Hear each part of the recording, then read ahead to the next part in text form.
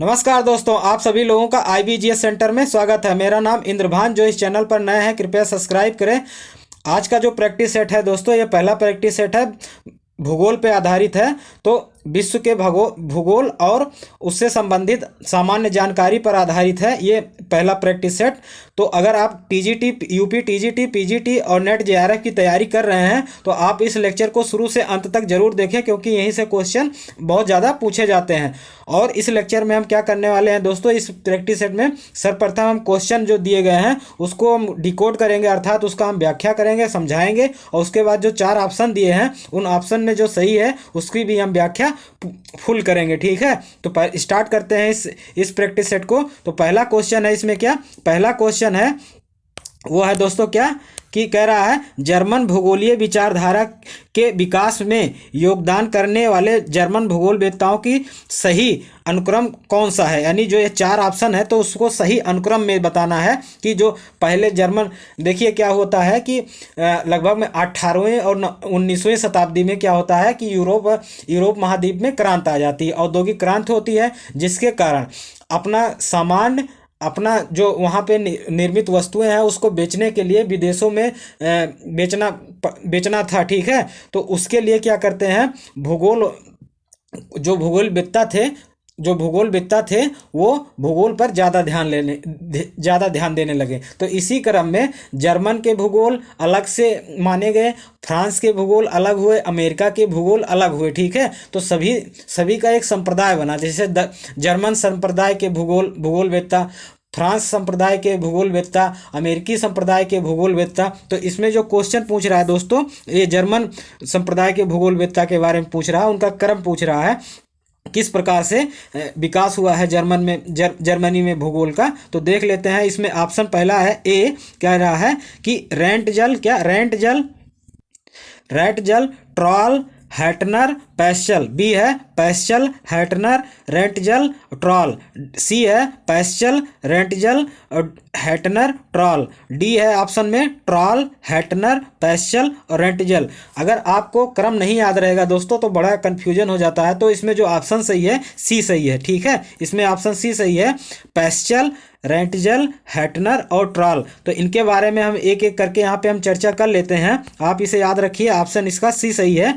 तो पैस्चल जो है दोस्तों, ये अगर हम बात करें कि जर्मनी भूगोलवेत्ता में ये प्रथम भूगोलवेत्ता है जर्मनी में भूगोल को विकसित करने में। ठीक है, और ये क्या करता है, नॉर्वे में जाता है, वहाँ पे एक फ्योर्ड, अर्थात फ्योर्ड का अर्थ होता है दोस्तों क्या, फ्योर्ड।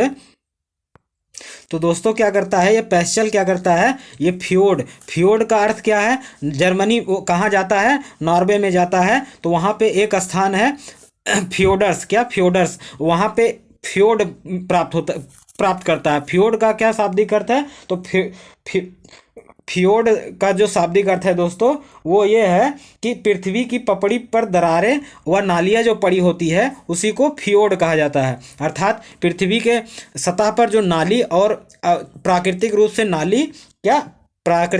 नाली और जो पड़ी होती है, अर्थात एक स्तर पड़ा होता है, उसी को फ्योर्ड कहा जाता है, उसका अध्ययन करता है।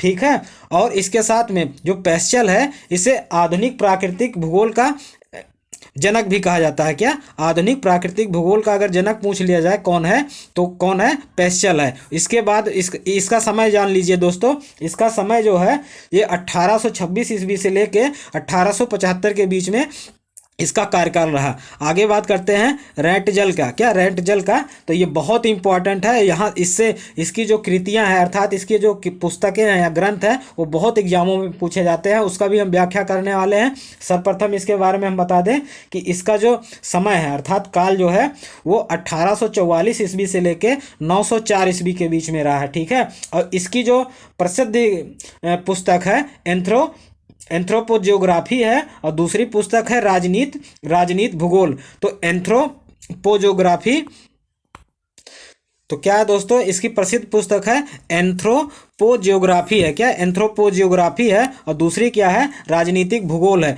यह क्वेश्चन बहुत बार पूछा गया है, इसे दोस्तों अपने दिमाग में छाप लीजिए। ठीक है, और अपने कॉपी में भी उतार लेना। तो ये रेंटजल की ही पुस्तक है, एंथ्रोपोजियोग्राफी और राजनीति भूगोल, ठीक है। और उसके बाद में कौन आता है, हैटनर आता है। हैटनर आता है तो इसका कालखंड जो है, इसका काल समय अर्थात समय है तो 1859 से लेके 1941 ईस्वी के बीच में ये व्यक्ति रहता है। और इसकी प्रसिद्ध पुस्तक है, 3 प्रसिद्ध पुस्तक है, उसे अपने दिमाग में छाप लीजिए। हम बता रहे हैं भूगोल का विधि तंत्र, क्या विधि तंत्र। दूसरा पुस्तक है रूस का भूगोल। तीसरा पुस्तक है तुलनात्मक प्रादेशिक भूगोल। ये 3 पुस्तक जो है किसके हैं, हैटनर के हैं। और ट्रॉल लास्ट में है, ट्रॉल दोस्तों ये जो है इसका समय है 1899 से लेके 1975 के बीच में। ये एक जर्मन भूगोलवेत्ता था। तो इस प्रकार ऑप्शन इसमें सी सही है। इसे क्या कहा गया है, आधुनिक प्राकृतिक भूगोल जनक इसे पैस्चल को कहा गया है। रेंटजल बहुत इंपॉर्टेंट है, इसके बारे में मैं थोड़ा सा और बता देते हैं। मानव भूगोल का जन्मदाता इसे ही कहा जाता है। क्या मानव भूगोल का जन्मदाता किसे कहा जाता है, तो मानव भूगोल का जन्मदाता जो है रेंटजल को वही कहा जाता है। इसके साथ में राजनीतिक भूगोल का पिता भी इसे कहा जाता है। तो दो इसे जन्मदाता माना जाता है। क्या पहला है राजनीतिक भूगोल का पिता, ऐसा क्यों माना जाता है, क्योंकि इसने सर्वप्रथम राजनीति भूगोल का पुस्तक लिखा था। सर्वप्रथम कौन, रेंटजल ने ही लिखा था, इसीलिए इसे राजनीति भूगोल का पिता भी माना जाता है। इसके साथ में मानव भूगोल अर्थात पृथ्वी पर जो मानव रह रहे हैं तो उसी को मानव ह्यूमन ज्योग्राफी जो है शब्द, इसको सर्वप्रथम जो है विख्यात करने वाला कौन व्यक्ति था, रेंटजल था। फिर उसके बाद हैटनर की प्रसिद्ध पुस्तक बताई दिए हैं, भूगोल का विभितंत्र, रूस का भूगोल और तुलनात्मक प्रादेशिक भूगोल, ठीक है। ये प्रादेशिक पे, क्या प्रादेश पे कार्य कर रहा था। और ट्रॉल जो है ये भी एक जर्मन भूगोलवेत्ता था। इसके साथ में दोस्तों, और इसके साथ में जो ये रेंटजल है दोस्तों, रेंटजल है, इसको एक ख्याति और प्राप्त होती है। क्या, इसे तो राजनीति मानव भूगोल का जनक और क्या दोस्तों, राजनीति भूगोल और मानव भूगोल का जनक भी कहा जाता है। इसके साथ साथ में इसका एक सिद्धांत है लेवेंजरम। क्या लेवेंजरम, तो ये दोस्तों आप जो देख रहे हैं लेवेंजरम, ये किसकी पुस्तक है, ये किसका सिद्धांत है, तो रेंटजल का ही सिद्धांत है। इसमें ख्यात बहुत ज़्यादा, विश्व में बहुत ज़्यादा ख्याति प्राप्त मिलती है। तो इसे भी आप अपने दिमाग में लेवेंजरम, ये जा है जा और ये रा है, ठीक है। लेवेंजरम जो है इसको बहुत ज़्यादा ख्याति प्राप्त करवाता है। इसके अंतर्गत अर्थात लेवेंजरम सिद्धांत के अंतर्गत इसने बताया कि राज्य के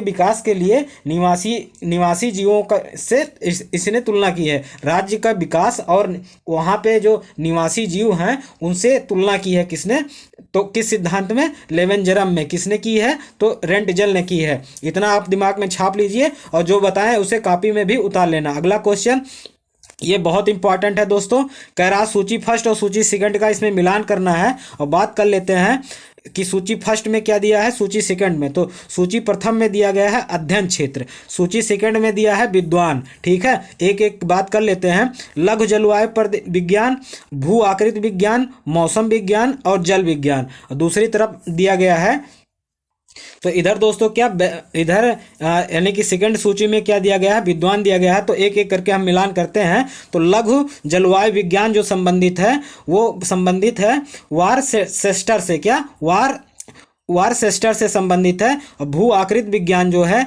इस पे अध्ययन कौन करता था, वार्ड करता था। मौसम विज्ञान पे कौन अध्ययन करता था,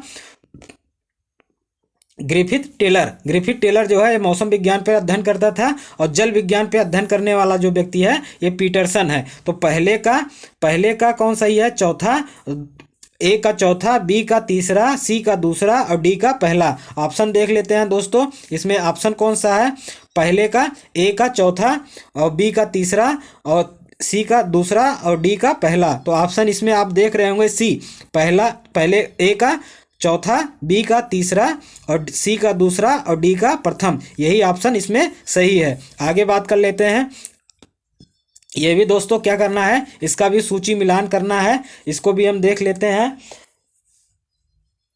तो इसमें जो लेखक है दोस्तों, एक तरफ ये क्वेश्चन में कह रहा है सही सुमेलित नहीं है, तो इसमें अगर हम कह रहा है कि जो क्वेश्चन है, ये 4 ऑप्शन है, उनके जो सामने पुस्तक दी गई है उसमें एक ऐसा ऑप्शन है जो सही रूप से सुमेलित नहीं है, अर्थात वो सही नहीं है। तो अल मसूदी ए है। अल मसूदी क्या है? ए है दोस्तों, क्या है? अल मसूदी। उसके सामने दिया है रूट एंड रियलम, रियलम्स, क्या रूटर एंड रियलम्स दिया है। और अल बालाकी दिया है, उसके सामने किताबुल असल अस अल दिया है। अलबरूनी, अलबरूनी के सामने किताबुल हिंद दिया है। और इब्न खालदून, इसके सामने मुकदमिया दिया गया है। ठीक है, मुकदमिया दिया गया है। ये यूजीसी नेट जेआरएफ का क्वेश्चन है 2018 का। तो इसमें बात कर लेते हैं जो सही नहीं है विकल्प, वो ऑप्शन ए है दोस्तों। ठीक है, इसके सामने जो अल मसूदी की पुस्तक कौन सी है दोस्तों? तो समय विवरणिका, क्या, इसे दिमाग में छाप लीजिए। समय विवरणिका किसकी पुस्तक है? तो अल मसूदी की पुस्तक है। और बाकी सारे ऑप्शन सही है। ये जो लेखक हैं ये अरबी संप्रदाय के भूगोलवेत्ता हैं। क्या? अरबी संप्रदाय के भूगोलवेत्ता हैं। जैसे इसके पहले हम पीछे पढ़े थे जर्मन संप्रदाय के भूगोलवेत्ता, इसी प्रकार से अरब में भी देखने को मिलता है 14वीं से 16वीं शताब्दी के बीच में।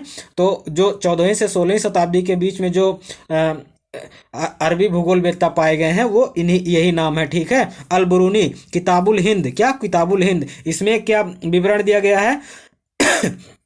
तो इसमें दोस्तों विवरण भारत के नक्शे, अगर हम बात करते हैं भारत का नक्शा, तो इसमें बनाया गया है। ठीक है, अलबरूनी के किताब में, किताबुल हिंद में भारत का नक्शा बनाया गया है। इसके साथ में भारतीय भू प्रदेश को भी दिखलाया गया है। और उसके बाद इब्न खालदून, इसकी पुस्तक है मुकादिमा, क्या, मुकादमिया है। इसके अंतर्गत भी भारतीय उपजाऊ भूमि को दर्शाया गया है। अगला क्वेश्चन बात कर लेते हैं, ये बहुत इंपॉर्टेंट है। सूची फर्स्ट और सूची सेकंड का इसमें क्या करना है? मिलान करना है। एक तरफ क्या दिया है? भूगोलवेत्ता दिया है, और दूसरी तरफ उसका पुस्तक दिया है दोस्तों। तो दोस्तों बात कर लेते हैं, एक तरफ भूगोलवेत्ता दिया गया है, दूसरी तरफ पुस्तक दिया गया है। भूगोलवेत्ता और पुस्तक, तो ए में दिया गया है A.H. बैरोज। तो इसकी जो पुस्तक है, क्या पुस्तक है? Geography as human ecology. ठीक है, इसकी पुस्तक है। और हंटिगन, क्या, हंटिगन, इसकी जो पुस्तक है दोस्तों कौन है? वो सिविलाइजेशन एंड क्लाइमेट है। ठीक है, इसको दिमाग में छाप लीजिए, ये सब क्वेश्चन बहुत बार पूछता है। इसके पुस्तक नाम भूगोलवेत्ता और उनके द्वारा जो पुस्तक लिखी गई है, ये क्वेश्चन बहुत बार आता है। और तीसरा ऑप्शन है आर्नोल्ड गोयाट। ठीक है, आर्नोल्ड गोयाट, तो इसकी जो पुस्तक है दी अर्थ एंड मैन है। और चोरले और हैगेट की पुस्तक है मॉडल इन जियोग्राफी। ये किसकी पुस्तक है?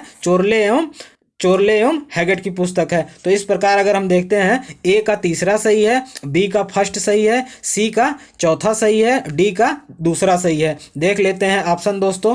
तो ऑप्शन इसमें मिलान कर लेते हैं, ए का तीसरा, बी का फर्स्ट, सी का फोर्थ और डी का दूसरा। तो ऑप्शन इसमें आपको दिख रहा होगा ए ही इसका सही ऑप्शन है। आगे बात कर लेते हैं, आगे अगला क्वेश्चन।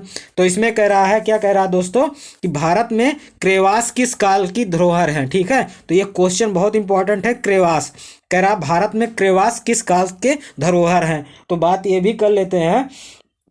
तो 4 ऑप्शन दिया गया है, नूतन जीवी महाकल्प और चाकमय कल्प, मध्यजीवी कल्प, अत्यंत नूतन कल्प अर्थात प्लिस्टोसीन। तो क्रेवास जो शब्द यूज किया गया है, ये धरोहर किसका है? अत्यंत नूतन, क्या, अत्यंत नूतन प्लिस्टोसीन युग का है दोस्तों। ये बहुत इंपॉर्टेंट है, इसे दिमाग में छाप लीजिए। और बात कर लेते हैं अगला क्वेश्चन आगे, तो इसका भी हम देख लेते हैं। इसमें क्या कह रहा है, निम्नलिखित में से, क्या, निम्नलिखित में से सर्वप्रथम किसने मापन पर विश्व मानचित्र की रचना का प्रयास किया, अर्थात माप के लिए किसने विश्व मानचित्र की रचना सर्वप्रथम बनाया होगा। तो इसमें 4 ऑप्शन है, होमर और एनेक्जीमेंडर, हिप्पार्कस और टॉलमी। ठीक है, ये 4 ऑप्शन इसमें दिए गए हैं दोस्तों। तो इसमें जो ऑप्शन सही है, कौन सा सही है? ऑप्शन बी सही है। ये एनेक्जीमेंडर, क्या, एनेक्जीमेंडर जो है उसने सर्वप्रथम विश्व का मानचित्र बनाने का प्रयास किया। और बात कर लेते हैं दोस्तों, एनेक्जीमेंडर ने अपने मानचित्र में यूनान को विश्व के मध्य में प्रदर्शित किया था। क्या, यूनान को क्या किया था? मध्य में प्रदर्शित किया था। यह मानचित्र गोल था। ठीक है, ये गोल था, तथा चारों ओर से सागर सरिता से घिरा हुआ था। अर्थात ये मान लीजिए एक गोल है और इसके चारों तरफ क्या थे, सागर थे। ठीक है, ऐसा इसने चित्र, पहला मानचित्र बनाया था। और इसके साथ साथ में थेल्स के साथ साथ क्या, ये एक व्यक्ति था, भूगोलवेत्ता था थेल्स, उसके साथ साथ एनेक्जीमेंडर को भी गणितीय भूगोल का संस्थापक माना जाता है। अर्थात जो एनेक्जीमेंडर है, इनको क्या माना जाता है, एनेक्जीमेंडर को गणितीय भूगोल का संस्थापक भी माना जाता है। आगे बात कर लेते हैं। अगला क्वेश्चन कह रहा है, टालमी के मानचित्र में प्रयुक्त धूले तथा प्रसुम स्थान स्थित है। तो धूले एक ऑप्शन ये शब्द है, दूसरा प्रसुम। ठीक है, बहुत इंपॉर्टेंट है, ये टालमी से संबंधित है। तो इसमें ऑप्शन देख लेते हैं। विश्व के सुदूरतम उत्तर दक्षिण स्थान, विश्व के सुदूरतम पूर्व पश्चिम स्थान, विश्व के मध्य स्थान और भूमध्य रेखा पर। तो इसका जो ऑप्शन सही है, ऑप्शन ए ही इसका सही है। क्या, ऑप्शन ए सही है। जो टालमी के मानचित्र में प्रयुक्त किया गया है धूले और प्रसुम स्थान, वो सुदूर उत्तर और दक्षिण स्थान को इंगित करता है। धूले का मतलब है उत्तर और प्रसुम का अर्थ है दक्षिण। तो विश्व के सुदूरतम उत्तर और दक्षिण अर्थात उत्तरी ध्रुव और दक्षिणी ध्रुव को क्या कहा है इसने, तो उत्तरी ध्रुव को क्या कहा है, धूले कहा है, दक्षिणी ध्रुव को प्रसुम कहा है। किसने कहा है, तो ये टालमी ने कहा है दोस्तों। और इसके साथ में अब टालमी की बात हम कर लेते हैं इस ऑप्शन में। तो टालमी आप देख लीजिए, टालमी की जो पुस्तक है, यहाँ पे टालमी की पुस्तक, उसके बारे में आप अपने दिमाग में छाप लीजिए और कॉपी में भी उतार लेना। एक एक करके हम बोल रहे हैं, तो एक एक करके हम बोल रहे हैं, अपने दिमाग में भी छापना और कॉपी में भी उतारना। पहला है टालमी की जो पुस्तक है दोस्तों, वो ग्राह्य परिकल्पना, क्या, ग्राह्य परिकल्पना। और दूसरा है अल्मागेट, बहुत इंपॉर्टेंट है, क्या, अल्मागेट। तो इसकी मोस्ट इंपॉर्टेंट बुक है टालमी का अल्मागेट, क्या, अल्मागेट। ठीक है, अल्मागेट एक पुस्तक है। दूसरी पुस्तक का नाम है जियोग्राफी सिंथेटिक, क्या, जियोग्राफिक सिंथेटिक्स। और एक पुस्तक है अनालिमा, क्या, अनालिमा एक पुस्तक है दोस्तों। और एक पुस्तक है जियोग्राफिया। ठीक है, जियोग्राफी सिंथेटिक्स, अल्मागेट और अनालिमा, ये पुस्तक किसकी है, टालमी से संबंधित है। बहुत इंपॉर्टेंट ये पुस्तक है दोस्तों, इसका किसका, टालमी का। ये क्वेश्चन बहुत बार पूछा भी जाता है। ठीक है, जैसे जियो सिंथेटिक्स, ठीक है, अल्मागेट। इसके पहले रेंट, जो आप टीजीटी पीजीटी और नेट जेआरएफ के क्वेश्चन पेपर दिए रहे होंगे दोस्तों, तो उसमें क्या है, उसमें किसका सबसे ज़्यादा रेंट जेल का क्वेश्चन पूछा गया था, बुकों से संबंधित। ठीक है, और हर्टनर, रेंट जेल, इन्हीं सब से संबंधित क्वेश्चन पूछा गया था। इससे साथ साथ में मात्रात्मक क्रांति से भी क्वेश्चन पूछा गया था। तो ये सब अर्थात आने वाला एग्जाम है उसमें बहुत कम पूछा जाएगा। तो और क्या पूछा जाएगा, तो अब जो अब पूछा जाएगा, जैसे टालमी हुए, ठीक है, टालमी, रेंटजल, इनसे संबंधित क्वेश्चन अब पूछे जाएंगे। ठीक है, तो इनकी पुस्तकें आप अपने दिमाग में छाप लीजिए। आगे बात कर लेते हैं। अगला क्वेश्चन कह रहा है, क्या कह रहा है कि निम्न में से किस भूगोलवेत्ता ने perspective on the nature of geography नामक पुस्तक लिखा था। Perspective on the nature of geography नामक पुस्तक किसने लिखा था। तो 4 ऑप्शन दिया गया है दोस्तों, क्या, 4 ऑप्शन दिया गया है। इसमें ए है रिटर, बी है डडले स्टाम्प, सी है हार्टसोन और डी है ब्लांस। क्या है, डी है ब्लांस। तो एक एक करके इसमें पहले हम बात कर लेते हैं कौन सा ऑप्शन सही है। तो इसका ऑप्शन जो सही है, इसका ऑप्शन सही है सी, हार्टसोन। क्या, हार्टसोन की पुस्तक है perspective on the nature of geography. ठीक है, और इनकी दूसरी पुस्तक है द नेचर ऑफ जियोग्राफी, और ये कब लिखा था, 1939 ईस्वी में, अर्थात भूगोल की प्रकृति। ठीक है, हिंदी में अगर आए तो भूगोल की प्रकृति। ठीक है, और इंग्लिश में आए तो द नेचर ऑफ जियोग्राफी। और इसी प्रकार से perspective on the nature of geography का हिंदी क्या है, भूगोल की प्रकृति और परिपेक्ष। पर्सपेक्टिव मतलब होता है परिपेक्ष, और नेचर अर्थात प्राकृति, ऑफ जियोग्राफी अर्थात भूगोल। तो भूगोल की प्रकृति और उसका परिपेक्ष, इसका हिंदी अर्थ है इसका, किसका, perspective on the nature of geography का। तो इसको किसने लिखा था, तो हार्टसोन ने लिखा है दोस्तों, हार्टसोन ने। अब ऑप्शन और बात कर लेते हैं, ब्लांस। क्या, ब्लांस, तो इनका फुल फॉर्म क्या नाम है दोस्तों? विडाल डी ला ब्लांस है। ये कहाँ के भूगोलवेत्ता थे? तो ये फ्रांस के भूगोलवेत्ता थे। इनका समय जो था 1848 से लेके 1918 के बीच में है, ठीक है। ब्लास विडाल डी ला ब्लांस, ठीक है। और इनकी बात करते हैं कि इनकी एक पुस्तक है जिसका नाम क्या है? जिसका नाम है दोस्तों, इनके पुस्तक का क्या नाम है? एंथ्रोपोजियोग्राफिया, ठीक है। और जबकि रेंटजल की जो पुस्तक है एंथ्रोपोजियोग्राफी है। और जियोग्राफिया अगर लग जाए आगे तो वो किसकी पुस्तक हो जाएगी? ब्लांस की पुस्तक हो जाएगी। और जबकि जियोग्राफी अगर लगा रहे तो रेंटजल की वो पुस्तक होगा। और बात कर लेते हैं दोस्तों रिटर की, क्या तो रिटर की, तो इसने सर्वप्रथम क्या, रिटर ने ही अर्ध कुंडे किसके लिए प्रयोग किया? तो पृथ्वी का विज्ञान कहा है। अर्ध कुंडे का शाब्दिक अर्थ है पृथ्वी का विज्ञान। तो ERDKUNDE अर्ध कुंडे, ठीक है। तो ERDKUNDE अर्ध कुंडे ये पुस्तक है किसकी? रिटर की है। इसका शाब्दिक अर्थ होता है पृथ्वी का विज्ञान। आगे बात कर लेते हैं अगला क्वेश्चन। इसमें कह रहा है दोस्तों, इसमें कह रहा है कि ऑप्शन दिए गए हैं, क्या कूट दिए गए हैं, तो क्या क्या दिए गए हैं उसके बारे में हम थोड़ा सा देख लेते हैं। कह रहा है निम्नलिखित कथनों पर विचार कीजिए।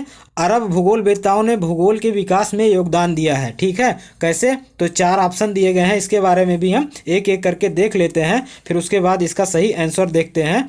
तो क्या है?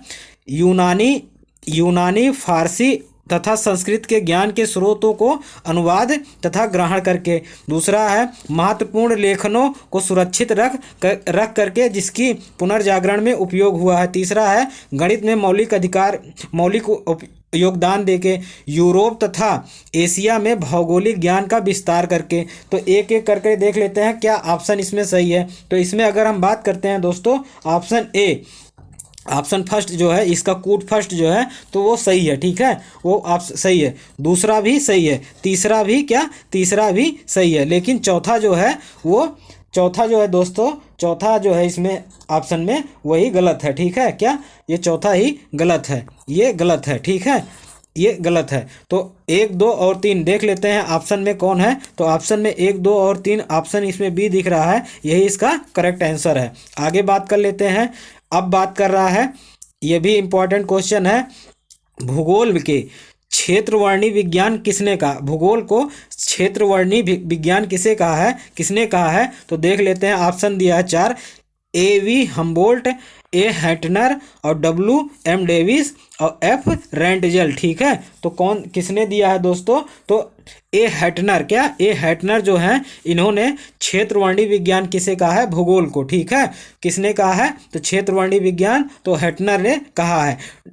WM डेविस जो है ये पृथ्वी अर्थात पृथ्वी के अपर्दन सिद्धांत कौन दिया है? पृथ्वी का अपर्दन सिद्धांत तो WM डेविस ने दिया है। हम्बोल्ट बहुत इंपॉर्टेंट है, इनके बारे में भी हम बात कर लेते हैं।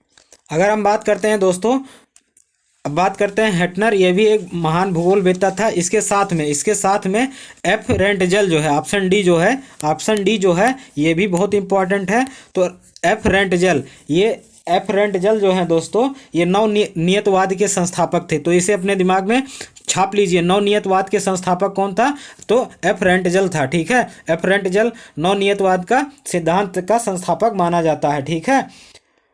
ये सामाजिक डार्विनवाद के घटकों के साथ मिलाकर एक नया सिद्धांत विकसित किया जिसे जैविक राज्य सिद्धांत कहते हैं। कौन? F रेंटजल ने इसका उपयोग किया था। अगला क्वेश्चन बात करते हैं। इसी प्रकार से A.V. हम्बोल्ट जो है दोस्तों ये इनको आधुनिक भूगोल का जनक माना जाता है। क्या? A.V. हम्बोल्ट को आधुनिक भूगोल का जनक माना जाता है। ये कार्ल रिटर के समकालीन ही थे। कौन? A.V. हम्बोल्ट। आगे बात करते हैं, इस क्वेश्चन को देख लेते हैं। तो इसमें कह रहा है क्या? निम्नलिखित में से किस भूगोलवेत्ता ने महासागर के जल के रंग और इसकी लवणता का सा संबंध बताया था? अर्थात ये 4 ऑप्शन है इसमें। अल मसूदी, तो ये अरबी भूगोलवेत्ता है अल मसूदी, इब्न सीना और इब्न खल्दून, अल मक्की दसी। क्या? अल मक्की दसी, ठीक है। तो ये 4 ऑप्शन है दोस्तों। तो इसमें अगर हम बात कर लेते हैं तो किसने दिया था ऐसा सिद्धांत? तो ऐसा किसने कहा था? अल-मसूदी ने। अल-मसूदी ने जल समुद्र के जल और तथा उनकी लवणता में संबंध स्थापित करने का प्रयास करता है। और अल-मसूदी की कृत है सोने का चारागाह। क्या? अल-मसूदी की एक पुस्तक है दोस्तों, सोने का चारागाह। तो इसे भी अपने दिमाग में छाप लीजिए। आगे बात करते हैं, किसने कहा कि भूगोल वह विज्ञान है जो मानचित्रण की कला से संबंध है। तो चार ऑप्शन है दोस्तों, ये किसने कहा है? तो देख लेते हैं। ऑप्शन ए इरेटोस्थनीज, हिप्पार्कस और हिकेटियस और टालमी। ठीक है, ये चार ऑप्शन है। तो इस ये कथन अर्थात ये कथन संबंधित बहुत क्वेश्चन आते हैं, वो टीजीटी पीजीटी नेट जेआरएफ में देखने को मिलते हैं। तो कह रहा है भूगोल वह विज्ञान है जो मानचित्रण की कला से संबंध है। अर्थात भूगोल स्थान को मानचित्र से संबंधित कौन करवा रहा है? तो ऑप्शन जो इसमें सही है ऑप्शन डी, टालमी ही है। ठीक है दोस्तों, इसकी पुस्तक है, फिर से एक बार हम दोहरा देते हैं। तो ग्रहीय परिकल्पना, अल्मागेट्स, जियोग्राफिक सिंटैटिक्स और एनालिमा। ठीक है, ये चार पुस्तकें इससे संबंधित है, टालमी से। आगे बात करते हैं, नवनिश्चयवाद को अन्य किस नाम से जाना जाता है? ठीक है, नवनिश्चयवाद को अन्य किस नाम से जाना जाता है? रुको निश्चयवाद, जाओ निश्चयवाद, रुको और जाओ निश्चयवाद, या सभी सही है? तो नव निश्चयवाद को हम किस नाम से जानते हैं? रुको और जाओ निश्चयवाद के नाम से जानते हैं। तो दोस्तों, नव निश्चयवाद का अर्थ क्या है? यहाँ पे आप थोड़ा सा इसका व्याख्या समझ लीजिए, इसके बारे में हम बता रहे हैं। तो इससे पहले जो संभववाद नियम था, क्या संभववाद नियम था, उसमें ये बताया गया था, वो जो संभववाद नियम था वो अगर देखा जाए तो यूरोप कंट्री पर लागू होता था। लेकिन जहाँ उष्ण और उष्ण कटिबंधीय इलाका क्षेत्र है, वहाँ पे ये संबंध हमें देखने को नहीं मिलता। ठीक है, तो इसी आधार पर कौन? टेलर महोदय ने तो नवनिश्चयवाद को टेलर महोदय, ये ऑस्ट्रेलिया के थे, तो नवनिश्चयवाद को टेलर महोदय ने दिया था। ये इसकी जो संकल्पना है, यातायात पुलिस नियंत्रण, क्या? यातायात ट्रैफिक कंट्रोल पर आधारित है। अर्थात ये है, इसका मतलब ये दोस्तों कि आप पर्यावरण के अंदर चाहे जितना अपने मन से कार्य कर ले, लेकिन अंत में आपको पर्यावरण रोक देगा। ठीक है, अगर उसका ज़्यादा हास्य कर देते हैं तो आपका पर्यावरण विनाश कर देगा। यही है नवनिश्चयवाद का नियम। आगे बात करते हैं, द्वितीय विश्व युद्ध के बाद भूगोल में हुए परिवर्तनों में सबसे महत्वपूर्ण था भूगोल का स्थानिक विज्ञान के रूप में उभरना, मानव पर्यावरण के संबंधों के अध्ययन पर बढ़ावा देना, मानव भूगोल का केंद्रीय स्थिति प्राप्त करना, क्रमबद्ध भूगोल बनाम प्रादेशिक भूगोल के द्वैतवाद का समन्वय करना। ठीक है, तो बात कर लेते हैं दोस्तों, इसमें ऑप्शन क्या सही है, तो इसको भी हम देख लेते हैं। और कह रहा है द्वितीय विश्व युद्ध, इसका जो ऑप्शन सही है ऑप्शन ए सही है। भूगोल का स्थानिक विज्ञान के रूप में उभरना, क्या? भूगोल का स्थानिक विज्ञान के रूप में उभरना ही द्वितीय विश्व युद्ध के बाद परिवर्तन हमें देखने को मिलता है। स्थानिक विज्ञान से क्या तात्पर्य है? यहाँ पे आप एक शब्द देख रहे हैं दोस्तों, क्या? स्थानिक विज्ञान, तो इसका तात्पर्य क्या है, इसको भी आप जान लीजिए। विभिन्न मानवीय क्रियाकलापों का परस्पर अंतर संबंधित अवस्थिति, प्रत्येक मानवीय कार्य किसी भौगोलिक इकाई के अंतर्गत ऊर्जा के स्वोद्देश्य दक्ष का उपयोग के परिणाम स्वरूप केंद्राभिमुख होता है। ठीक है, अर्थात इसका अर्थ आप समझे, अभी हम बता रहे हैं। तो इसका अर्थ ये हुआ दोस्तों, इसका अर्थ ये हुआ कि मानवीय जो क्रियाकलाप है वो किसी न किसी तरीके से वो भौगोलिक इकाई से अंतर संबंधित रहता है। ठीक है, यही है क्या? स्थानिक विज्ञान। आगे बात करते हैं, जिस यूनानी विद्वान का विचार था कि सारे इतिहास को भौगोलिक परिप्रेक्ष्य में तथा सारी भूगोल को ऐतिहासिक परिप्रेक्ष्य में परखना चाहिए, तो वो था, चार ऑप्शन है, थेल्स, हेरोडोटस, हिकेटियस, एनेक्सीमेंडर। तो ये चार ऑप्शन है। इसको अगर हम बात करें दोस्तों, तो इसमें जो दोस्तों ऑप्शन सही है हेरोडोटस एक इतिहासकार था। क्या? इतिहासकार था। इसी ने बताया था, इसी ने कहा कि आप जो देख रहे हैं इस भूगोल को, तो इसको इतिहास से जोड़िए, इतिहास के परिप्रेक्ष्य से, और सारे भूगोल को ऐतिहासिक परिप्रेक्ष्य से परखा जाए, तभी ये सही बात हमें देखने को मिलेगा। हेरोडोटस जो है वो इतिहास का पिता भी इसे कहा जाता है। हेरोडोटस विश्व भूखंड को तीन महाद्वीपों में विभाजित करता है। इसे दिमाग में छाप लीजिए, बता रहे हैं कौन कौन। यूरोप, एशिया और लीबिया में विभाजित करता है, ठीक है। कौन कौन करता है, अर्थात अगर हम ये बात करें कि महाद्वीपों का विभाजन सर्वप्रथम कौन करता है, तो वो हेरोडोटस करता है। अपने अपने किताब में वो बताता है कि 3 महाद्वीप हैं, कौन कौन, यूरोप, एशिया और लीबिया, ठीक है। ये 3 क्या है, 3 महाद्वीप हैं, जिसमें कैस्पियन सागर को आंतरिक सागर माना है, ठीक है। क्या, कैस्पियन सागर को इसने आंतरिक सागर माना है हेरोडोटस ने, ठीक है। ये क्वेश्चन आ सकता है, कैस्पियन सागर को किसने आंतरिक सागर माना है, तो हेरोडोटस ने माना है। आगे बात करते हैं कि सिक्वेंशियल आकुपेस की संकल्पना सर्वप्रथम किसने प्रस्तुत की थी, सिक्वेंशियल आकुपेस, ठीक है, बहुत इंपॉर्टेंट है। तो बात कर लेते हैं, 4 है, गोटमैन, हैगर स्ट्रांग और गैडिसी और हुइट्सले, क्या, हुइट्सले। तो सीक्वेंसिंग आप आकुपेस जो शब्द है ये हुइट्सले, ठीक है, हुइट्सले ने इसे विभाजित किया था। हुइट्सले ने क्या किया, कृषि को विश्व में जो कृषि होते हैं उसे कितने भागों में दोस्तों, तो 13 भागों में बांट डाला, क्या, 13 भागों में बांट डाला हुइट्सले ने, ठीक है। हुइट्सले ने ही 13 भागों में कृषि प्रदेश को विभाजित किया था। तो ये क्वेश्चन भी पिछले एग्जाम में आ चुका है टीजीटी में, ठीक है। तो हो सकता है ये पीजीटी या नेट जेआरएफ में ये क्वेश्चन पूछा जा सकता है। अगर आप टीजीटी के हैं तो ये क्वेश्चन आप छोड़ भी सकते हैं। आगे बात करते हैं अगला क्वेश्चन कि थीसेन बहुभुज का सर्वप्रथम प्रयोग किसने किया था, थीसेन बहुभुज, क्या, थीसेन बहुभुज बहुत इंपॉर्टेंट है, तो इसके बारे में बात कर लेते हैं। तो ऑप्शन ए है ईट्स, बी है बोग, सी है जोबरल और डी है हैगेट। तो इसमें जो ऑप्शन सही है बी, बोग। तो थीसेन बहुभुज का सर्वप्रथम अगर हम प्रयोग कर देखते हैं, इसका माजिद हुसैन में दोस्तों, क्या, माजिद हुसैन में इनका मानचित्रण में अगर आप बात करेंगे तो बोक्स का नाम उल्लेख करते हैं, कौन, माजिद हुसैन, ठीक है।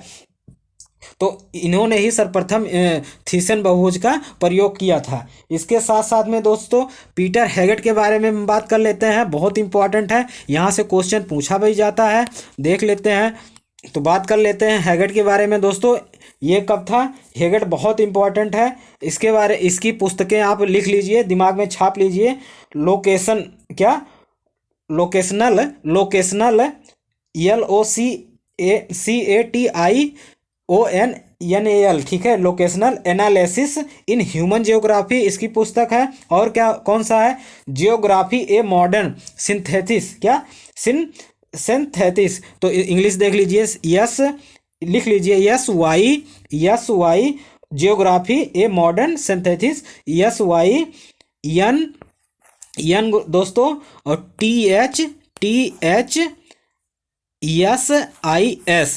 THESIS सिंथेसिस, ठीक है। तो मॉडर्न, क्या, इसके आगे क्या लिखना है, जियोग्राफी ए मॉडर्न सिंथेसिस। तो ये पुस्तक किसकी है, हैगेट की है। और मॉडल इन जियोग्राफी जो है पुस्तक वो भी हैगेट की ही है। सोशियो इकोनॉमिक मॉडल इन जियोग्राफी, अगर मॉडल की बात करें, जहाँ जहाँ मॉडल शब्द रहेगा वहाँ पे हैगेट रहेंगे, ठीक है। तो इन्होंने इनकी एक पुस्तक और है, सोशल इकोनॉमिक मॉडल इन जियोग्राफी। और बात कर लेते हैं आगे अब दोस्तों, तो घटते मापक के आधार पर मानचित्र का सही क्रम है, घटते मापक के आधार पर, ठीक है। तो ये ऑप्शन दिया गया है, तो इसमें हम देख लेते हैं, एटलस, भूसंपत्ति, दीवार, स्थलाकृत, भूसंपत्ति, स्थलाकृत, दीवार, एटलस, घटते हुए क्रम में कर रहा है, यानी कि सबसे बड़ा कौन है, फिर उससे छोटा, फिर उससे छोटा, फिर उससे छोटा।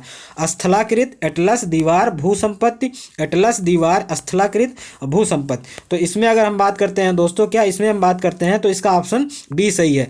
अगर हम भू संपत्ति की बात करें, ठीक है, भू संपत्ति, तो वो सबसे बड़ा होता है, उसके बाद स्थलाकृत होता है, फिर दीवार आता है, और फिर एटलस जो मापन के आधार पर एटलस सबसे छोटा होता है। इसे अपने दिमाग में छाप लीजिए। आगे बात करते हैं, कह रहा है निम्न में से किसने लिखा कि भूगोल भूतल के परिवर्तनशील स्वरूप के यथार्थ क्रमबद्ध तर्क संगत वर्णन एवं व्याख्या से संबंधित है। बहुत इंपॉर्टेंट है दोस्तों, कह रहा भूगोल भूतल के परिवर्तनशील स्वरूप के यथार्थ क्रमबद्ध तर्क संगत वर्णन एवं व्याख्या से संबंधित है, भूगोल जो है, ठीक है। भूगोल जो है वो भूतल अर्थात भूपर्पटी जो पृथ्वी का सरफेस है उसके यथार्थ क्रमबद्ध तर्कसंगत वर्णन और व्याख्या से संबंधित है। तो ये किसने कहा है, इसको भी देख लेते हैं दोस्तों। तो ये किसने कहा है, इसके ऑप्शन के बारे में देख लेते हैं दोस्तों। ऑप्शन जो है देख लेते हैं कौन सा है। ए है कार्ल रिटर, बी है अलेक्जेंडर वान हम्बोल्ट, सी है रिचथोफेन, डी है रिचर्ड हार्टसोन। तो इसका जो ऑप्शन सही है डी सही है, रिचर्ड हार्टसोन जो है इसके सही आंसर है दोस्तों। आगे बात कर लेते हैं गुत्रार क्या गुत्राल मिरडाल क्या गुत्राल मिरडाल की पुस्तक एशियन ड्रामा का अध्ययन है। एशियन ड्रामा इन्होंने लिखा है गुत्राल मिरडाल, ये इंडियन है दोस्तों। तो इसका जो संबंध है किससे संबंधित है, तो ए है एशिया में राष्ट्रों की गरीबी। तो यही ऑप्शन सही है, ठीक है। एशिया में राष्ट्रों की गरीबी को इन्होंने अंकित करवाया है एशियन ड्रामा के अंतर्गत, ठीक है।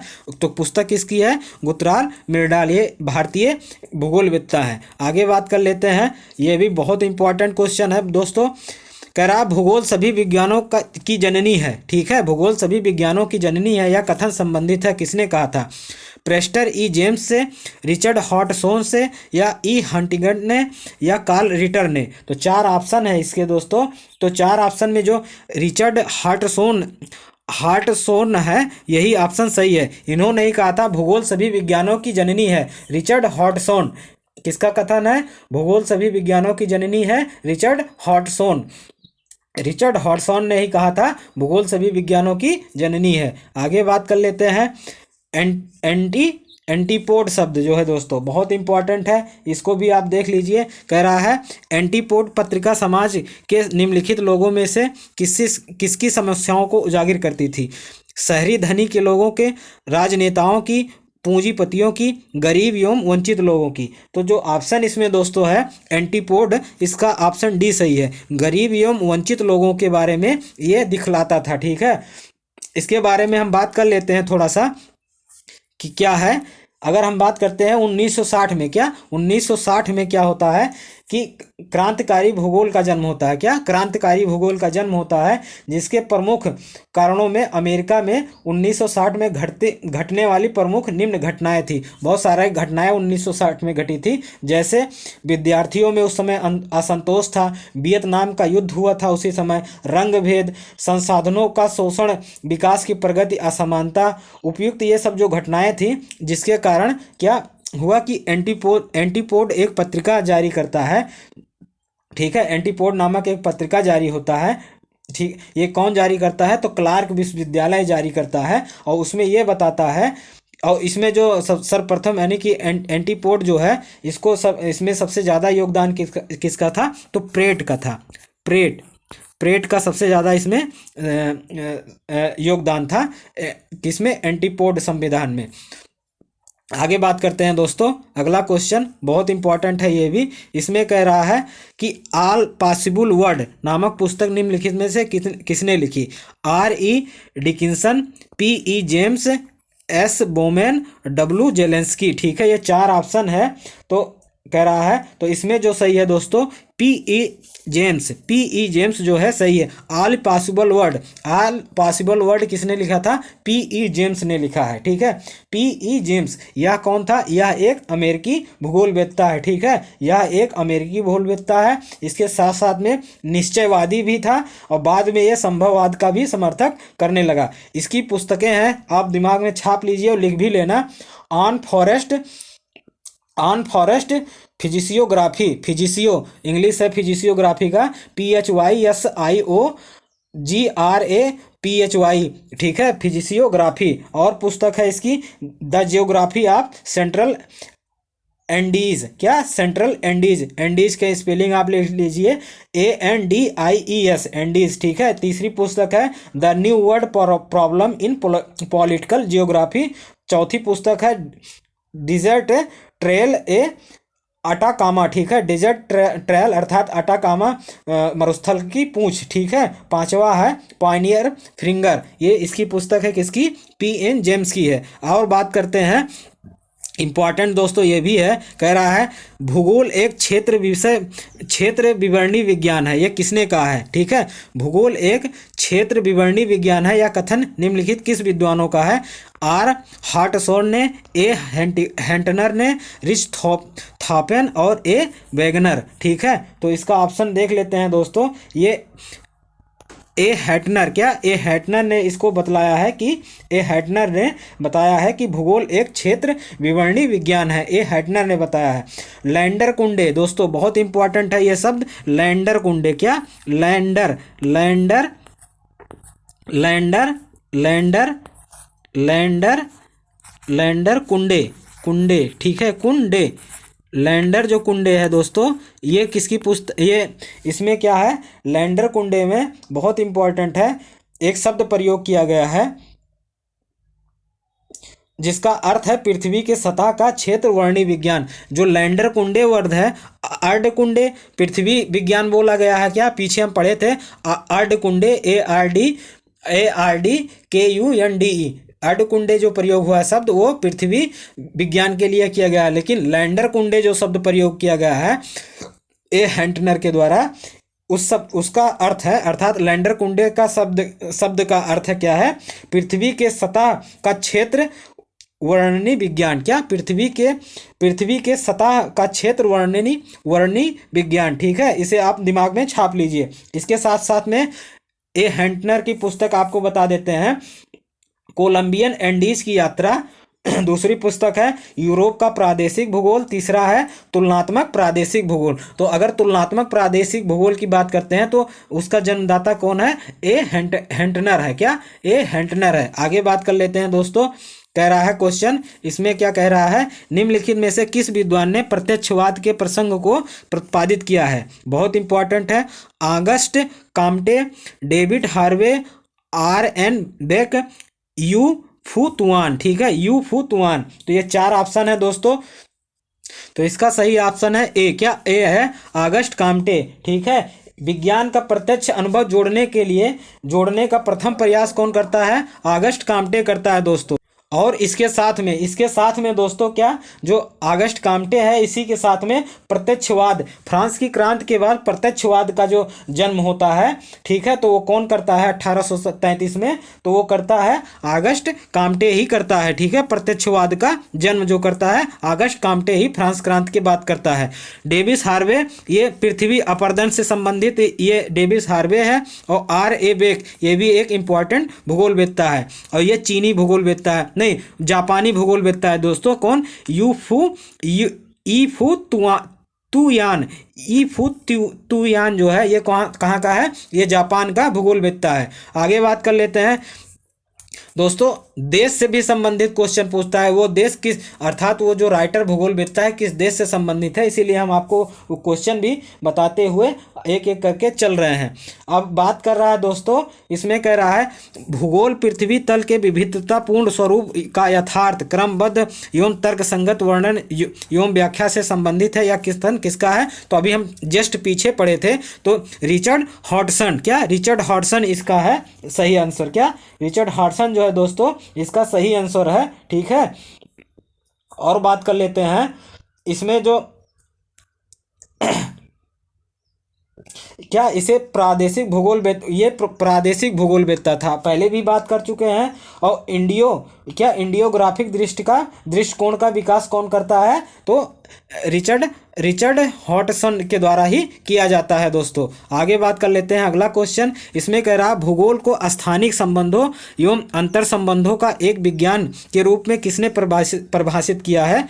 बहुत इंपॉर्टेंट है। तो किसने परिभाषित किया, इसको भी हम देख लेते हैं। ऑप्शन ए है W बुंगी, बी है R मारिल, सी है WL गौरीसन और डी है BJL बेरी। तो इसका जो ऑप्शन सही है, ऑप्शन जो सही है दोस्तों कौन सा है? इसका जो सही ऑप्शन है ऑप्शन ए। ऑप्शन ए ही इसका सही आंसर है। ऑप्शन ए ही, इसी ने ही बताया था कि स्थानिक संबंधों एवं अंतर संबंधों का विज्ञान है कौन? भूगोल। स्थानिक अर्थात जो क्षेत्रीय जैसे क्षेत्र में किसी क्षेत्र में मानव जो निवास है और भूगोल का जो संबंध है वही क्या है, भूगोल है। ठीक है, और बात कर लेते हैं दोस्तों इसके बारे में थोड़ा सा। तो एक्सप्लोटेशन मॉडल जो है वो बुंगी ने ही विकसित किया था। ठीक है, और थ्योरेटिकल जियोग्राफी, इसकी पुस्तक क्या है, इसकी पुस्तक है सैद्धांतिक भूगोल, थ्योरेटिकल जियोग्राफी। ठीक है, किसकी पुस्तक है, डब्ल्यू बुंगी का है। आगे बात करते हैं निम्नलिखित चार भूगोल। तो दोस्तों भूगोल के चिंतन फलन कर रहे हैं, निम्न चार दिए हैं, चार भूगोल के चिंतन फलन रहे हैं, उन्हें सही कालक्रम में अर्थात पुराने से नए में व्यवस्थित कीजिए और नीचे दिए गए कूटों का उत्तर कूट से अपने उत्तर का चयन कीजिए। ठीक है, तो चार ऑप्शन है, ए है नव निश्चयवाद, बी है यासिक संगठन, भूवैन्यासिक संगठन, सी है मानवता परक भूगोल, डी है क्या, क्षेत्रीय विभेदीकरण। तो इसका जो ऑप्शन सही है दोस्तों, तो पहले नंबर पे अगर पुराने से नए देखा जाए तो अगर हम बात करते हैं तो पुराने से नए पे अगर हम चलेंगे तो इसमें पहले पे नवनिश्चयवाद आएगा, क्या, नवनिश्चयवाद आएगा। फिर उसके बाद क्षेत्रीय विभेदीकरण आएगा। फिर उसके बाद दोस्तों फिर उसके बाद भूवैन्यासिक संगठन आएगा। फिर उसके बाद मानवता परक भूगोल आएगा। ऑप्शन देख लेते हैं कौन कौन सा है इसमें। तो सर्वप्रथम नवनिश्चयवाद आएगा। ठीक है, तो नवनिश्चयवाद, फिर उसके बाद क्षेत्रीय विभेदीकरण आएगा। तो इसमें एक ही ऑप्शन दिख रहा है, 1 4 2 3, ऑप्शन डी ही इसका करेक्ट सही आंसर है। आगे बात करते हैं इंपॉर्टेंट क्वेश्चन, निम्नलिखित में से किसने कहा था कि प्रकृति प्राकृतिक दर्शन और नैतिक दर्शन युक्त एक जीवांत इकाई है। ठीक है, तो प्रकृति को प्राकृतिक दर्शन और नैतिक दर्शन से युक्त अर्थात संयुक्त करके देखा है, किसने देखा है, ए है अलेक्जेंडर वान हम्बोल्ट, बी है कार्ल रिटर, सी है होल्गर तो सुतकोवास्की और डी है आमोस हावले, क्या, आमोस हावले है। ठीक है, तो ये किसने कहा है इसके बारे में भी दोस्तों हम देख लेते हैं। तो आपको सिंपल सा दिख रहा होगा कि प्रकृति की बात कर रहा है। तो हम्बोल्ट जो था, हम्बोल्ट जो है वो प्रकृति का भूगोलवेत्ता था। तो ऑप्शन ए इसका करेक्ट आंसर है, ऑप्शन ए ही इसका करेक्ट आंसर है। आगे बात करते हैं कॉस्मोग्राफ शब्द बहुत इंपॉर्टेंट है। कॉस्मोग्राफी शब्द का प्रतिपादित और उसे यूरोनोग्राफी और जियोग्राफी में विभाजित किसने किया। चार ऑप्शन है, रिटर, पैस्कल, हम्बोल्ट और वारेनियर। तो इसका सही ऑप्शन हम देख लेते हैं क्या है, इसका सही ऑप्शन है हम्बोल्ट ने कॉस्मोग्राफी शब्द का सर्वप्रथम उपयोग किया था और उसे यूरोनोग्राफी और जियोग्राफी में विभाजित किया था आगे। ठीक है, अगर हम बात करते हैं हम्बोल्ट ने पहली बार समताप रेखाओं का प्रयोग किया था। समान ताप वाले जो स्थल हैं, समान ताप, जैसे मान लीजिए दिल्ली में 48 तापमान है जनवरी में, इसी तरीके से मुंबई में 48 तापमान है जनवरी में, तो उसको एक रेखा से जोड़ने का कार्य कौन करता है, तो हम्बोल्ट करता है दोस्तों। ठीक है, कौन करता है, हम्बोल्ट करता है। और इसी के साथ में क्या होता है, इसी के साथ में हम्बोल्ट आखिरी महान पॉलीमेथस कहा जाता है। हम्बोल्ट को आखिरी महान पॉलीमेथस कहा जाता है। और क्रमबद्ध अध्ययन, हम्बोल्ट ने भूगोल को क्रमबद्ध अध्ययन की प्रधानता दिखलाई है भारत सभी को। और बात करते हैं अगला क्वेश्चन, ये कह रहा है, ये भी बहुत इंपॉर्टेंट है, तो किस विद्वान ने सामान्य भूगोल अर्थात सामान्य बनाम विशेष भूगोल जर्नल बाया स्पेसिक जियोग्राफी को द्विभाजन का नींव किसने रखा। चार है इमैनुअल कांट, सेबास्टियन मुस्टर और बर्नार्ड वारेनियर और पीटर एपियन। तो चार ऑप्शन है दोस्तों, इसका सही आंसर जो है उसको हम देख लेते हैं किसने कहा है। तो वर्नार्ड वारेनियस जो ऑप्शन सी है इसका सही आंसर है। ठीक है, ऑप्शन सी इसका सही आंसर है। और इमैनुअल कांट जो है ये 18वीं शताब्दी का महत्वपूर्ण जर्मन भूगोलवेत्ता था। ठीक है, भूगोल में अपवादवाद की शुरुआत जो करता है, कौन करता है, इमैनुअल कांट सर्वप्रथम देखने को मिलता है। ठीक है, इसीलिए शेफर ने क्या कहा इसे, शेफर ने इसे कहा अपवादवाद का पिता, किसे कहा, वर्नार्ड वारेनियस को कहा है, ठीक है। इमैनुअल कांट को कहा है, किसने?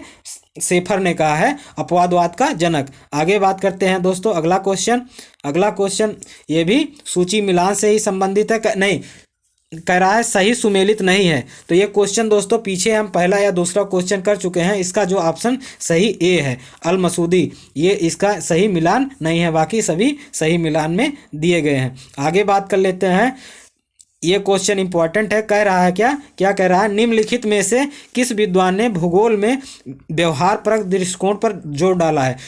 जॉनस्टन, किर्क, बर्टन और ग्रार्की। ये 4 ऑप्शन है। इन चारों ऑप्शनों में कौन सा सही है उसको हम देख लेते हैं दोस्तों। तो दोस्तों जो कौन सा वो विद्वान था इन चारों में से? तो इन चारों में से जो विद्वान है, ऑप्शन आपको बी दिख रहा होगा, किर्क। इसी ने सर्वप्रथम व्यवहार परक दृष्टिकोण पर जोर डाला है, भूगोल के व्यवहार परक दृष्टिकोण पर जोर डाला है। और हम बात करते हैं व्यवहारवाद को क्या कहा जाता है और नामों से जाना जाता है, तो आचरणवाद। व्यवहारवाद को ही आचरणवाद भी कहा जाता है, ठीक है। अर्थात व्यवहार या आचरण एक ही शब्द है, तो इसीलिए आचरणवाद भी इसे कहा जाता है। तो आचरणवाद जो है दोस्तों, अर्थात या व्यवहार परक जो उपागम है या अप्रोच है, वो हमें निम्न उद्देश्य यानी कि दिखलाता है। कौन? जैसे मात्रात्मक क्रांति के माध्यम से विकसित किए गए स्थानिक अवस्थिति सिद्धांत के वैकल्पिक मॉडलों को विकसित करना, एक ये है। और एक उद्देश्य और दिखलाता है कि व्यक्तिनिष्ठ पर्यावरण को परिभाषित करना, जो मानव के निर्णय लेने की प्रक्रिया तय करता है, ठीक है। ऐसा बताता है कौन? किर्क। तो किसका उपयोग करके? व्यवहार परक भूगोल का प्रयोग करके, दृष्टिकोण का प्रयोग करके। 4 ऑप्शन है दोस्तों, इसको भी हम पीछे कर चुके हैं, तो हम यहाँ पे नहीं कर रहे हैं, ठीक है। वैसे हम बात कर लेते हैं, ए का क्या है? ए का डी सही है, और बी का सी सही है, और सी का बी सही है, डी जल विज्ञान का पीटरसन से सही है, और आप मिलान कर लीजिएगा। अब अगला क्वेश्चन बहुत इंपॉर्टेंट है, ये भी कह रहा है निम्नलिखित में से किसने इस विचार का समर्थन किया था कि राज्य थल से संलग्न एक जीव है? अर्थात राज्य को एक जीव के समान माना है, किसने? रेंटजल, रिटर, कांट या हम्बोल्ट, ठीक है। तो राज्य थल से संलग्न एक जीव है, राज्य थल से संलग्न एक जीव है, ये किसने माना है? इसको भी हम देख लेते हैं दोस्तों। तो किसने माना है ये? रेंटजल। इसका जो ऑप्शन सही है ए, क्या? रेंटजल जो है दोस्तों, रेंटजल इसी ने ही बताया है कि राज्य जो है वो एक थल से संलग्न एक जीव है, ठीक है। जीव के उपमा किसने दिया था? तो रेंटजल ने दिया था। और बात कर लेते हैं लेवेंस राम दोस्तों, क्या? लेवेंस राम। तो ये पुस्तक जो है क्या? लेवेंस राम दोस्तों, लेवेंस राम की संकल्पना किसने प्रस्तुत किया था? तो रेंटजल ने ही प्रस्तुत किया था। इसे अपने दिमाग में छाप लीजिए, ठीक है। और रेंटजल जो है नियतवाद का समर्थक था, क्या? नियतवाद का समर्थक था। नियतवाद के अंतर्गत क्या होता है? मनुष्य अपने पर्यावरण में परिवर्तन करने में समर्थ है, क्या? नियतवाद में ऐसा बताया गया है, मनुष्य अपने पर्यावरण में परिवर्तन कर सकता है, ठीक है। तो किसने कहा था? रेंटजल ने कहा था। आगे बात करते हैं, हम्बोल्ट जो है मौसम से संबंधित क्या है? मौसम से संबंधित भूगोलवेत्ता है। आगे क्वेश्चन ये भी इंपॉर्टेंट है। इसमें क्या कह रहा है दोस्तों? तो इसमें कह रहा है, तो ये आप क्वेश्चन कह रहा है भूगोल के भाव, क्या? भूगोल के भाव और उद्देश्य में आमूलचूल रूपांतरण के लिए निम्नलिखित में से कौन सा एक परिप्रेक्ष्य जिम्मेदार था? ए है संरचनावाद, बी है उत्तर आधुनिकतावाद, सी है मानवतावाद, डी है परिणामीकरण। तो जो मात्रात्मक क्रांति थी दोस्तों, अमेरिका में मात्रात्मक क्रांति देखने को मिलती है। इसी में क्या? भाव और उद्देश्य में आमूलचूल परिवर्तन देखने को मिलता है, ठीक है। भूगोल के भाव और उद्देश्य, भाव क्या कह रहे हैं, उसके उद्देश्य क्या है, उसमें बहुत ज़्यादा परिवर्तन देखने को मिलता है। किसमें? तो परिणामीकरण या मात्रात्मक क्रांति के अंतर्गत। आगे बात करते हैं कि भूगोल को प्राकृतिक विज्ञान तथा मानव विज्ञान दोनों में ही स्थान देने के लिए निम्नलिखित किस विद्वान ने 6 सिद्धांतों का प्रतिपादन किया था? तो इसने क्या किया? 6 क्या किया इसने, तो दोस्तों इसने क्या किया, 6 सिद्धांत का प्रतिपादन ही कर डाला। तो कौन था वो हम बात करते हैं। तो ऑप्शन इसका जो ऑप्शन ए है, फ्रेडरिक रेंटजल, इसने ही सर्वप्रथम क्या किया, इसने प्राकृतिक विज्ञान और मानव विज्ञान, ठीक है, इसको समझाने के लिए 6 सिद्धांतों का प्रयोग किया था। और विडाल डी ला ब्लास जो है ये फ्रांस का भूगोलवेत्ता था, ठीक है, पर्यावरण संबंधित बहुत या नवनियतवाद से संबंधित कौन है, विडाल डी ला ब्लास।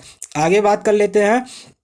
भौतिक भूगोल शब्द का प्रयोग सामान्य भूगोल के रूप में किया है, किसने किया है। भौतिक भूगोल जो शब्द है दोस्तों, उसको सर्वप्रथम किसने कहा कि ये सामान्य भूगोल है। तो ऑप्शन जो है इसमें हम्बोल्ट ने ही कहा था कि सामान्य भौतिक भूगोल को हम सामान्य भूगोल भी कह सकते हैं। किसने कहा था, भौतिक भूगोल को सामान्य भूगोल किसने कहा था, तो हम्बोल्ट ने कहा था। आगे बात कर लेते हैं। तो कह रहा है इसमें एक परिभाषा दी गई है लोकवित्त भूगोल को लेकर, कौन व्यक्ति क्या, कहाँ और किस कीमत पर प्राप्त करता है, ऐसा क्वेश्चन पूछता है। तो इसका अगर हम ऑप्शन देखें दोस्तों कौन सा सही है, कौन व्यक्ति क्या कह रहा है, कौन व्यक्ति क्या, कहाँ और किस। अगर कोई किसी क्वेश्चन में भूगोल से संबंधित कहाँ, क्या, कहाँ और किस से संबंधित रहे तो वो उसका ऑप्शन क्या होगा, बेनेट, RJ बेनेट। आप सही मार दीजिएगा, क्या, RJ बेनेट। और आगे बात कर लेते हैं। भूगोल पृथ्वी के विभिन्न स्वरूप का यथार्थ क्रमबद्ध और तर्कसंगत वर्णन एवं व्याख्या करता है। तो ये पीछे हम बात कर चुके हैं हॉटसन, ठीक है, इसमें व्याख्या नहीं करेंगे। आगे समीपतम टॉरी तारे पृथ्वी के से कितने दूर है, ठीक है। तो टॉरी तारे, ठीक है, टॉरी तारे वो पृथ्वी से कितने दूर हैं, ऐसा क्वेश्चन पूछ रहा है। तो 400 प्रकाश वर्ष वो दूर है, इसे दिमाग में छाप लीजिए। आगे बात करते हैं। यह भी बहुत इंपॉर्टेंट है दोस्तों। इसमें कह रहा भारत आदर्श ग्रामीण बस्तियों का उत्तम उदाहरण प्रस्तुत करता है, यह कथन किसका है। तो यह क्वेश्चन बहुत इंपॉर्टेंट है क्योंकि इसमें भारत शब्द का उपयोग किया गया है और ये कोई विदेशी भूगोलवेत्ता है जिसने यूज किया है। तो इसका हम देख लेते हैं इसका सही आंसर क्या है। तो इसका सही आंसर फिंच एवं ट्रिवार्था जो है दोस्तों, उन्होंने ही कहा था कि भारत आदर्श ग्रामीण बस्तियों का उत्तम उदाहरण प्रस्तुत करता है। भूगोल का जनक किसे कहा जाता है। ऑप्शन ए है टालमी, बी है अरस्तु, सी है कांट, डी है इरेस्टोस्थनीज। तो कौन है इसमें ऑप्शन दोस्तों। तो वैसे अगर हम बात करें, सर्वप्रथम भूगोल शब्द का जो प्रयोग किया था इरेस्टोस्थनीज किया था। किसने किया था, इरेस्टोस्थनीज ने किया था। तो इस प्रकार इसका ऑप्शन कौन होगा, ऑप्शन डी ही इसका सही आंसर है। आगे बात करते हैं। भूगोल शब्द का प्रयोग निम्न में से वही बात है, इरेस्टोस्थनीज इसका सही आंसर है। आगे कौन सा अरब भूगोलवेत्ता विश्व को 14 जलवायु प्रदेशों में विभाजित करने के लिए जाना जाता है, ठीक है। अल मकसीदी, अल बरूनी, अल मसूदी और अल इदरिसी। तो इसमें अल मसूदी जो है इसने क्या किया, विश्व के जलवायु को 14 प्रदेशों में विभाजन कर डाला अल मसूदी ने। तो 13 अगर कृषि क्षेत्र में कौन बांटा, तो ह्यूस्टन ने, और 14 जलवायु प्रदेश को ने पूरे विश्व को किसने बांटा, अल मसूदी ने। इसे दिमाग में छाप लीजिए। और क्वेश्चन कह रहा है दोस्तों, इंपॉर्टेंट है, निम्नलिखित में से किस विद्वान ने पृथ्वी के अध्ययन के लिए उद्देश्यवादी उपागम को अपनाया था। Alexander von Humboldt, Carl Ritter, Immanuel Kant और इसके साथ में बर्नहार्ड। तो इसका सही जो ऑप्शन है दोस्तों, इसका सही ऑप्शन कार्ल रिटर है दोस्तों। आगे बात कर लेते हैं। इसमें कह रहा है कि नूतन भूगोल से अभिलाक्षणिक विशेषता थी 1950 में। क्या कह रहा है, नूतन। तो इसका जो सही आंसर होगा वो सी है, क्या, स्थानीयकरण के सिद्धांत एवं मात्रात्मक विधियों तथा मॉडलों के प्रयोग पर बल दिया गया। कब, 1950, अर्थात 1960 में ये क्वेश्चन पिछली बार टीजीटी में पूछा था कि मात्रात्मक क्रांति कब हुआ था, तो 1960 में, ठीक है, 1960 में। तो 1950 के दशक के बाद अर्थात 1960 के आसपास में मात्रात्मक क्रांति में देखने को मिलता है। इसका विवेचना हम पहले भी कर चुके हैं। भूगोल के प्रतिमानों का उपयोग प्रारंभ हुआ। भूगोल में जो है दोस्तों वो प्रतिमानों का उपयोग कब प्रारंभ होता है, तो इसके बारे में हम बात कर लेते हैं। कब होता है विश्व युद्ध के पश्चात। और बात कर लेते हैं, रेंट जल का कार्य आधारित है इन संकल्पना पर।